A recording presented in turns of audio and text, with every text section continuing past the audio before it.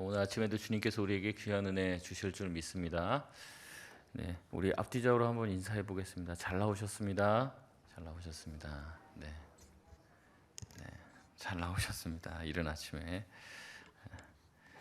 오늘 로마서 강의 35번째 시간 깊도다 하나님의 계획이요 라는 제목으로 같이 말씀을 나누겠습니다. 여러분 혹시 바둑을 둘 줄 아시나요? 저는 어렸을 때 오목은 많이 뒀는데 바둑은 잘 둘 줄 몰랐습니다. 근데 이제 군대 가니까 장기 바둑을 그렇게 두더라고요. 그래서 이제 그때 바둑을 조금 배웠습니다. 조금. 근데 이제 몇 년 전에 제 딸이 그 학교에서 친구들과 무슨 얘기를 했는지 갑자기 바둑을 두겠다는 거예요. 그래서 이제 바둑 학원에 등록을 해야겠다고 자기 친구랑 이제 바둑 학원에 간다고 해서 학원에 가면 뭐 기본적인 뭐 테스트를 하는데 그 테스트를 하고 재밌다고 하면서 바둑 학원에 등록을 했습니다. 그리고 이제 한 3달 다니다가 이제 그만뒀는데 그 바둑을 조금 배우고 나서 이제 저한테 물어보는 거예요. 아빠 바둑 둘 줄 알아? 그래서 이제 제가 조금 둘 줄 안다. 그러니까 자기랑 해보자는 거예요. 제가 웬만한 게임을 하면 제 딸한테 안 집니다. 져주지를 않습니다. 저는 이제 냉정해야 된다 생각하기 세상의 쓴맛을 알게 해주려고 제가 무조건 이기는데 바둑을 두는데 제 딸이 잘하는 거예요. 그래서 제가 이제 뭐 이렇게 두면은 여기다 돌을 왜 놓지? 이거면 내가 잡아먹을 건데 그러면서 제가 딱 집을 해서 딱 잡아먹으면 씩 웃더니 따르게 어떻게 둬갖고 전체 제가 하나를 먹으면 자기는 한 10개, 20개를 이렇게 먹더라고요. 도대체 어디서 배웠냐? 그러니까 학원 가니까 다 알려준다고. 아빠는 이것도 몰라. 그러면서 몇 판을 뒀는데도 제가 계속 진 거예요. 그래서 몇 번을 다시 했는지 모릅니다. 지금도 이제 제가 두면은 제 딸한테 질 것 같은데 이 군사 전략에서도 이런 게 있거든요. 뭐냐면 허허실실, 뭐 성동격서 뭐 이런 게 있습니다. 성동격서라는 게 뭐냐면 동쪽에서 소리를 막 시끄럽게 내는 거예요. 그럼 동쪽으로 사람들이 이목이 딱 집중이 될 때 서쪽을 친다는 거죠. 그래서 이제 허허실실은 여기가 빈 것처럼 보여서 여기가 약점인 것처럼 보이는데 사실은 거기가 제일 강한 것처럼. 그래서 상대방을 속이면서 상대방을로 하여금 함정에 빠뜨려서 이기게 하는 이제 전술과 전략이라는 거죠. 그러니까 고수는 항상 그런 방식으로 싸움을 이깁니다. 머리를 쓰고 전략을 세워서 그래서 하수들이 봤을 때는 고수의 그 전략을 눈치를 못 채는 거예요. 그래서 야 이거 약점이다 하고 공격해 들어가면 거기가 오히려 함정이 되어서 이제 지게 된다는 거죠. 그래서 결코 하수는 고수를 이길 수가 없습니다. 이 바둑에 보면 또 뭐가 있냐면 바둑을 다 둔 다음에 복기라는 걸 해요. 복기. 그러니까 자기가 바둑을 뒀던 것 하나하나를요 처음부터 끝까지 다시 재현하는 겁니다. 저는 그게 이해가 안 갔거든요. 어떻게 저게 아무리 머리가 좋아도 내가 둔 바둑알이 한두 개가 아니고 엄청나게 많은데 그 바둑알을 자기가 바둑을 처음부터 끝까지 둔 것을 다시 처음부터 복기를 해내는 거예요. 근데 이게 어떻게 가능할까? 그래서 이제 바둑 하시는 분한테 물어봤더니 그 복기가 가능한 이유는 뭐냐면요. 자기가 바둑알 하나하나 둔 것이 그냥 하수는 아무 때나 그냥 이거 먹으려고 거기에 집착해서 이렇게 보지만 그 바둑 고수들은요. 바둑 알을 둘 때 하나하나에 다 의미를 실어 갖고 둔다는 거예요. 그래서 바둑을 두다가 막 엎어지잖아요. 근데 엎어지면 그 전 순간까지도 다 복기를 해낸다는 거예요. 저 사람이 여기다 뒀기 때문에 내가 뭘 생각하고 몇 수 앞을 내다보고 여기다 둔 거예요. 그러니까 바둑알 하나하나가 다 의미가 있는 거죠. 그래서 복기를 해내는 거예요. 여러분 그냥 두면은 잘 모르죠. 하지만 하나하나가 의미 있게 두었기 때문에 상대방이 이렇게 두었기 때문에 그것을 내가 생각하며 거기에 대해서 심사숙고하여 반응했기 때문에 내가 뒀던 그 바둑알 하나하나에 대한 의미를 추적해서 복기를 해낸다는 거죠. 그래서 결코 하수는요, 이 고수를 따라잡을 수가 없는 거예요. 고수는 하나하나의 의미를 담고 있기 때문에 그렇다는 거죠. 여러분 오늘 본문의 말씀도 마찬가지입니다. 하나님께서는요, 하나님이 어떠한 분이신지 지난주 말씀을 통해서 자연에 새겨 놓았고 성경 말씀을 통해서 우리 가운데 알려주셨고 또 수많은 사람들의 간증을 통해서 하나님이 살아계심을 우리 가운데 전해준다고 이야기를 했습니다. 그래서 그 수많은 사람들의 간증과 이야기들이 책으로도 나와 있고 유튜브로 들어가 봐도 사람들이 하나님을 만난 이야기들로 가득 차 있다는 거죠. 그래서 하나님의 살아계심을 이 세상의 수많은 이야기들과 말들을 통해서 하나님이 알려주시는데도 불구하고 사람들이 믿는다는 겁니까? 안 믿는다는 겁니까? 안 믿는 사람들이 많이 있다는 거죠. 특별히 오늘 본문에 말하고 있는 유대인들은요, 하나님의 말씀이 시작된 그런 민족이고 예수님도 유대인입니다. 그리고 이 복음이 어떻게 보면 유대인에게서부터 나왔어요. 그런데 이 유대인들이 복음을 받습니까? 안 받습니까? 받지 않고 복음을 거절하고 복음을 받아서 믿음으로 살려고 하는 사람들을 핍박하기 시작했다는 거죠. 예수님은 십자가에 매달린 채 두 팔을 벌리고 그들을 기다리고 있었지만 그들은 다시 되돌아올 생각이 없는 것처럼 보입니다. 그렇기 때문에 이런 모습을 본 유대인들이 사도 바울을 향해서 이렇게 질문한다는 거예요. 1절 말씀에 보면 뭐라고 질문합니까? 하나님이 자기 백성을 버리셨냐라고 질문을 한다는 거죠. 근데 바울은 뭐라고 얘기합니까? 그렇지 않다는 겁니다. 하나님이 절대 그들을 버리지 않았다고 얘기합니다. 자기도 이스라엘 백성이고 베냐민 지파이고 아브라함의 자손이라고 이야기하며 하나님이 나를 버렸냐? 그렇지 않다. 나도 유대인이다. 그러니까 하나님이 우리를 버린 것이 아니라고 이야기합니다. 그러면서 엘리야 이야기를 하는데요. 이 엘리야는 구약 열왕기상에 등장하는 선지자죠. 이 엘리야가 이제 열왕기상 17장에서부터 이제 등장을 하는데 바알과 아세라를 섬기는 이 선지자 850명과 함께 갈멜산에서 이 하나님께서 기도하면 하나님께서 응답하시는 그 응답에 대한 대결을 펼칩니다. 그래서 하나님이 참신인지 아니면 바알과 아세라가 참신인지 우리가 한번 기도를 해보자. 누구의 기도에 응답하는가 해보자. 그랬는데 이 대결의 결과가 결국에 엘리야의 승리로 끝나게 됩니다. 바알과 아세라 선지자 850명들을 다 사로잡아서 죽이게 됩니다. 그 이야기를 들은 이 왕후 이세벨이 화가 나죠. 그래서 이 엘리야를 잡아 죽이겠다고 맹세하고 선언을 합니다.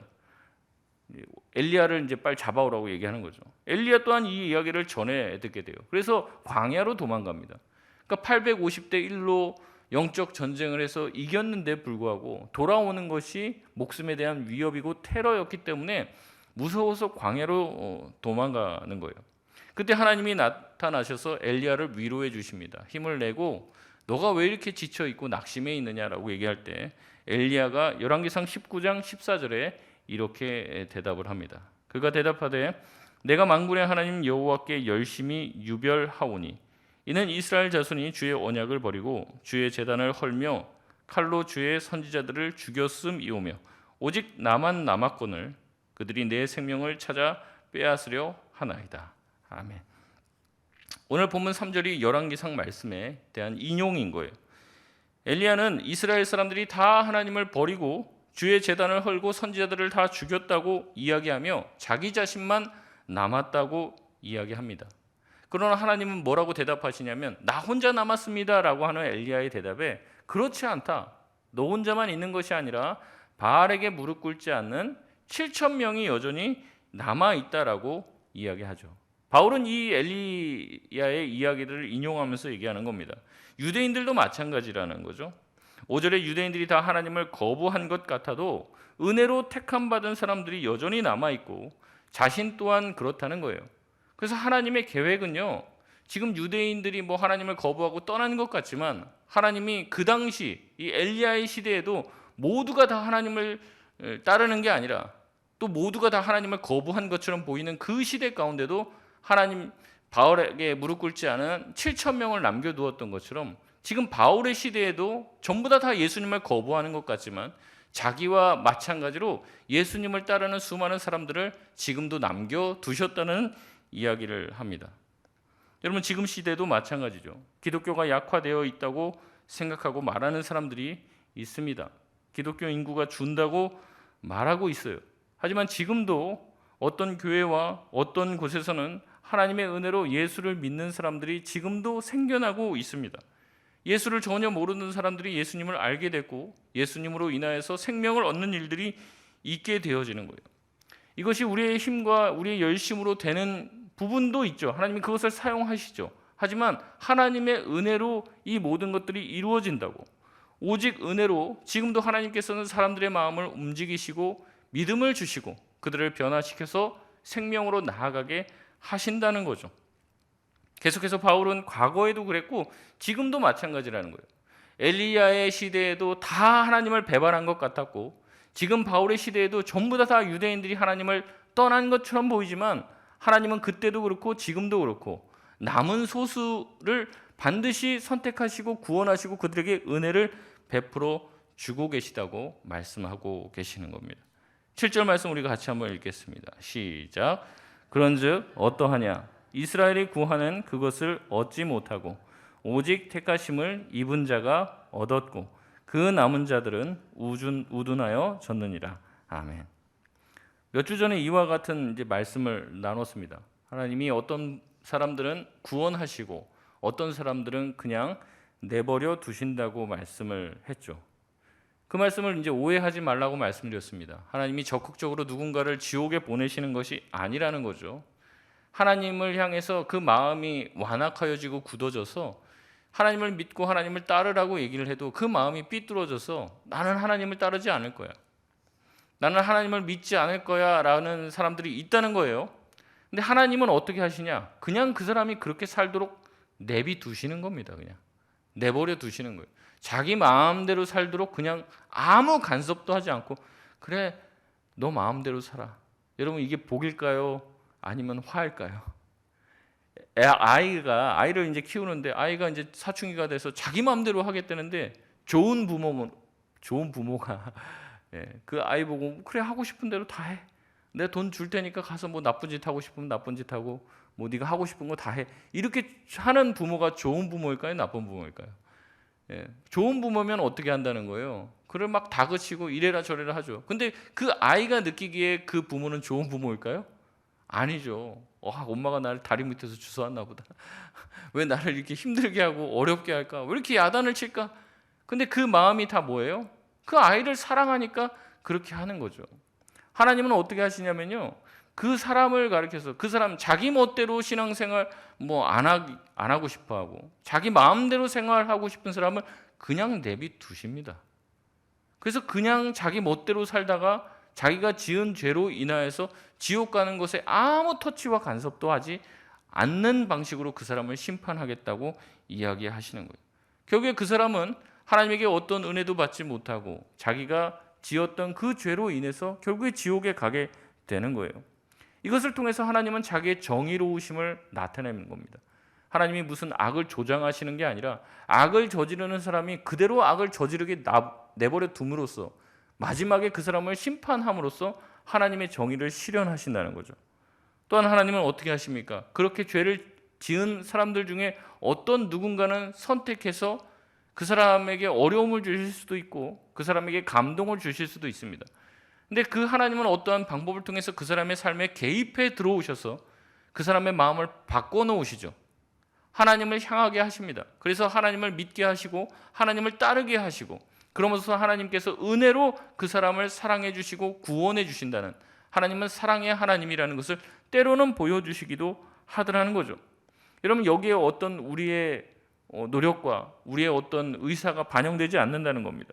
하나님께서는 은혜로 어떤 사람은 개입하셔서 그 사람을 때로는 힘들게 할 수도 있고 그 사람들을 감동시킬 수도 있지만 그런 어떤 여러 가지 방법들을 통해서 구원하시기도 하시고 또한 어떤 사람들은 그냥 자기가 살고 싶은 대로 내버려 두심으로써 하나님이 사랑과 공의, 정의의 하나님임을 나타내 주신다는 거죠.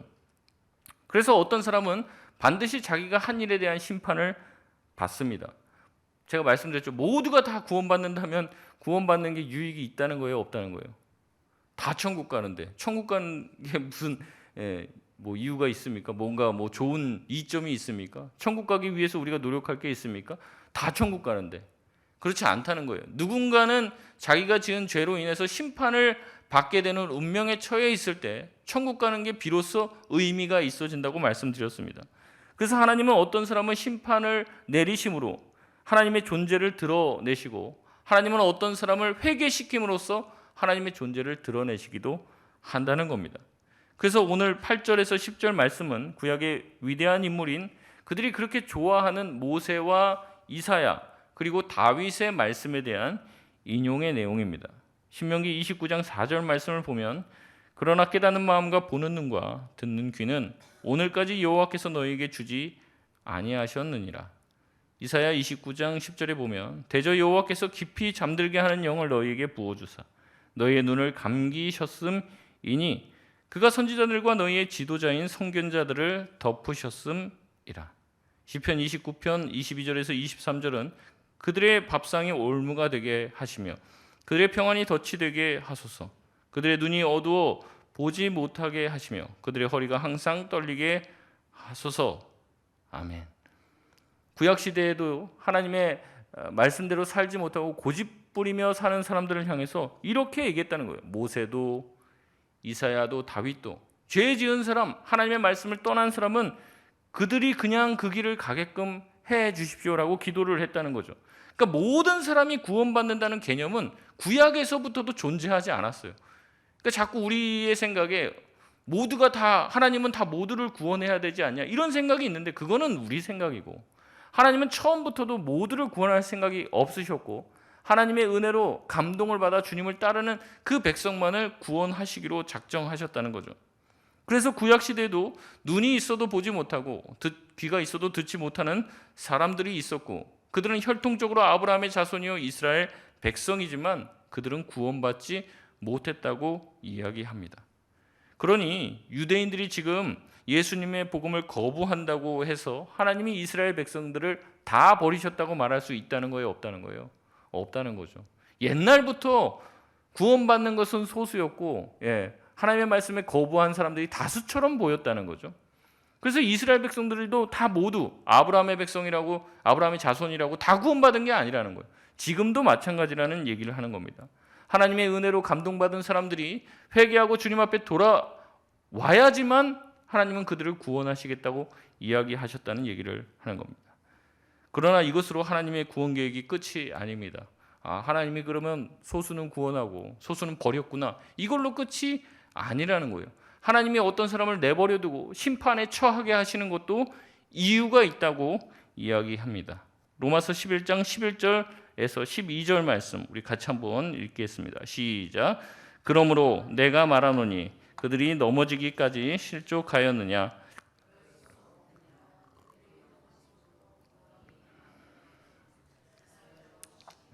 함이니라. 그들의 넘어짐이 세상의 풍성함이 되며 그들의 실패가 이방인의 풍성함이 되거든 하물며 그들의 충만함이리요. 아멘. 여러분 무슨 이야기일까요? 유대인이 복음을 거부함으로 이 복음이 어디로 갔다는 거예요? 유대인이 거부함으로 이 복음이 이방인에게 갔습니다.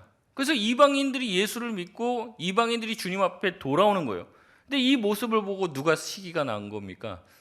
이스라엘 유대인들이 시기가 나는 거예요. 그래서 다시 그 복음을 그 유대인들이 받아들이려고 하는 하나님의 계획이 있다는 거죠. 바울이 그 얘기를 하는 겁니다.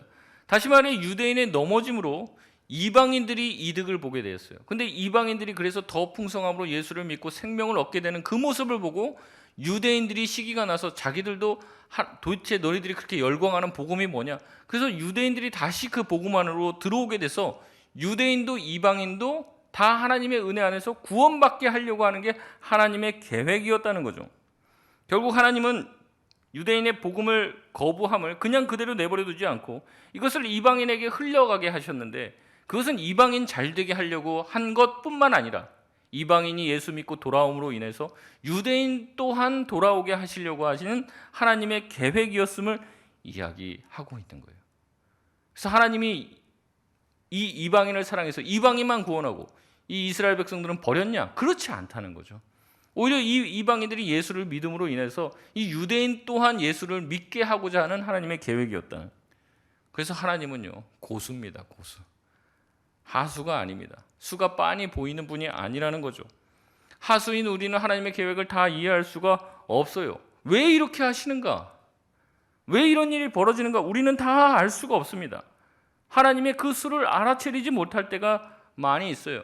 그래서 나에게 닥쳐지는 그 일을 향해 우리는 얘기하는 거죠. 하나님 도대체 왜 이런 일이 나에게 일어나는 겁니까? 왜 나에게는 저 사람과 같은 은혜와 혜택이 임하지 않습니까? 우리는 그렇게 하나님 앞에 투정을 할 때가 있어요. 그러나 하나님은 얘기하시는 겁니다. 지금도 내가 너를 향한 큰 계획, 가장 선한 길을 만들어가고 있고 이끌어가고 있다고 말씀하시는 거죠. 하나님은 자기가 사랑하는 자기 백성을 향한 놀라운 하나님의 계획, 선한 계획을 가지고 있다는 것을 여러분 믿으시길 바랍니다. 우리가 그것을 다 이해할 수 없다고 제가 여러 번 말씀드렸죠. 과학자들의 설명도 이해하기가 어렵고 세상 철학자들이 하는 말들도 잘 이해할 수 없어요. 뉴스나 여기서 떠드는 얘기도 우리가 다 이해할 수 없는 얘기를 할 때가 많이 있습니다. 그런데도 우리는 하나님의 계획을 다 아는 것처럼 얘기를 하고 하나님이 그것을 다 우리에게 설명해내야 한다고 생각할 때가 많이 있어요. 그게 이해가 안 가면 하나님은 없어, 이렇게 쉽게 결정을 내립니다. 근데 그렇지가 않다는 거죠. 하나님은 고수시라는 겁니다. 하나님은 지금도 신실하게 하나님의 계획을 우리는 다 이해할 수 없는 방법을 통해서 하나님께서는 하나님의 그림을 완벽하게 그려내고 계시다는 겁니다. 여러분, 예수님도 마찬가지예요. 당시 사람들의 생각에 메시아는요, 어떤 존재였냐면 강하고 힘 있는 그런 군사력을 가지고 있는 존재로 묘사가 되어 왔습니다. 메시아가 오면 자기들을 로마에서부터 독립시켜줄 존재로 생각했어요. 그런 정치적이고 경제적인 메시아를 그들이 꿈꿔오고 기다렸습니다. 근데 여러분, 예수님을 아시잖아요. 예수님이 그 사람들이 기대했던 그런 존재입니까? 군사력을 가진 분이십니까? 아니면 무슨 경제력을 가지고 계신 분입니까? 아니죠. 그러니까 예수님이 왔을 때 예수님을 메시아로 받아들이질 못하는 거예요. 그들이 생각하고 꿈꿔왔던 그런 메시아상이 아니기 때문에 예수님을 배척한 것입니다. 예수님은 어떻습니까? 이사야 말씀에 보면은요, 예수님은 볼품없고 힘없어 보이고 우리가 흠모할 만한 어떠한 것도 보이지 않았다고 얘기합니다. 예수님은 어떠한 정치적 기반도 없어요. 무슨 명문 가문에서 태어난 것도 아닙니다. 출신 성부도 형편없었어요. 나사렛이라고 하는 시골 중에서도 시골에서 태어났습니다. 게다가 예수님이 십자가에서 죽으실 때 무슨 멋진 반항이라도 했습니까? 그러지 못했습니다. 힘없이 돌아가고 비참하게 돌아가셨어요. 아주 창피하게 돌아가셨습니다. 심지어 나무에 못 박혀서 죽었어요. 어떻게 그가 메시아가 될 수 있습니까? 여러분, 예전에 그 패션 오브 크라이스트 그 영화를 보니까요, 그 예수님이 고난당하고 그럴 때 이제 사탄을 상징하는 그 사람이 이제 뒤로 이렇게 삭삭삭삭 지나가는 이제 장면들이 나와요. 문득문득. 근데 굉장히 이제 그 자기의 계획대로 하나님의 아들을 이제 죽이게 됐다고 굉장히 기뻐하는 모습으로 이렇게 지나가는 모습들이 이게 보여요. 예수님이 십자가에서 죽으시게 됐을 때 사탄은 아마 쾌재를 불렀을 겁니다. 왜냐하면 이 예수님이 이 땅에 태어나자마자부터 사탄은 예수님을 죽이려고 했어요. 그래서 헤롯의 마음을 충동질해서 어떻게 했습니까? 그 당시에 예수님 시대, 예수님이 태어났다는 그 이야기들을 듣고 그 당시에 2살 미만의 아이를 다 죽였어요. 왜 다 죽였습니까? 예수님을 죽이려고. 사탄은 계속해서 예수님을 죽이려고 했어요. 그런데 이제 예수님을 드디어 십자가에 못 박았으니 얼마나 즐겁고 쾌재를 부르겠습니까? 자기가 정말 이제는 승리했다고 생각했을 거예요. 예수님을 드디어 내가 죽였구나. 내가 사람들을 충동질해서, 내가 빌라도를 충동질해서 드디어 하나님의 아들을 내가 죽였구나. 승리했구나. 자신만만했을 겁니다. 그러나 예수님의 죽으심은 끝이 아니었죠. 예수님은 하나님의 능력으로 다시 부활하셨습니다. 죽음의 권세를 깨셨고 죽음을 정복하셨습니다. 아마 그 사망의 권세를 깨고 부활하셨을 때 사탄이 깜짝 놀랐을 거예요. 내가 승리한 줄 알았는데 그게 아니라 이거야말로 예수님의 승리였다. 그리고 나의 패배였다라는 것을 뒤늦게 알아차리게 된 것이죠. 창세기 3장 15절에서 이렇게 예언하고 있습니다. 내가 너로 여자와 원수가 되게 하고 내 후손도 여자의 후손과 원수가 되게 하리니 여자의 후손은 내 머리를 상하게 할 것이요 너는 그의 발꿈치를 상하게 할 것이니라 하시고. 아멘.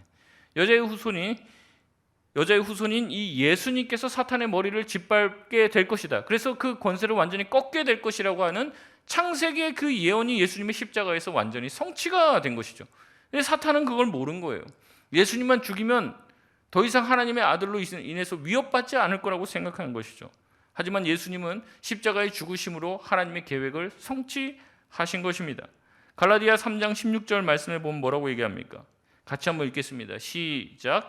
이 약속들은 아브라함과 그 자손에게 말씀하신 것인데 여럿을 가리켜 그 자손들이라 하지 아니하시고 오직 한 사람을 가리켜 내 자손이라 하셨으니 곧 그리스도라. 아멘. 여자의 후손, 여자의 자손이 누구라는 거예요? 그리스도 예수라는 거죠. 예수님이 여자의 후손은 뱀에게 의해서 발꿈치를 상하게 될 거지만 여자의 후손은 뱀의 머리를 완전히 상하게 하실 것이라는 약속을 이루어 나가시는 겁니다. 하나님은 지금도요, 우리가 다 알 수 없고 이해할 수 없는 방법이지만 하나님 자신의 계획을 이루어 가고 있습니다. 우리는 사람이기 때문에 우리 눈앞의 것만 보여요. 길게 보지 못하고 짧게 보죠. 근시안입니다. 우리의 지혜는 얼마나 대단합니까? 우리의 지혜 또한 대단하지 않죠. 그러나 고수이신 하나님의 안목과 하나님의 지혜는 한이 없으십니다. 하나님이 지금 돌을 왜 저기다 두는지 몰라요. 여기다 두면 될 것 같은데 왜 저기다 두는지. 근데 나중에 그 바둑판이 다 끝나고 나면 하나님이 거기에 왜 그 돌을 두셨는지를 비로소 알게 되더라는 거죠. 그래서 우리는 나중에 시간이 지나서야 하나님의 계획이 그렇게 깊고 하나님의 지혜는 우리의 지혜로 측량할 수 없다는 것을 깨닫게 되는 것입니다. 그렇기 때문에 우리는 하나님의 계획을 믿고 신뢰해야 해요. 내 계획과 내 뜻과 내 방법대로 안 된다고 원망할 일이 아닙니다. 지금도 하나님께서 나를 사랑하시고 나를 향한 놀라운 계획을 가지고 계심을 믿으시고 주님의 계획을 신뢰하며 살아갈 수 있는 저와 여러분 되시길 바랍니다.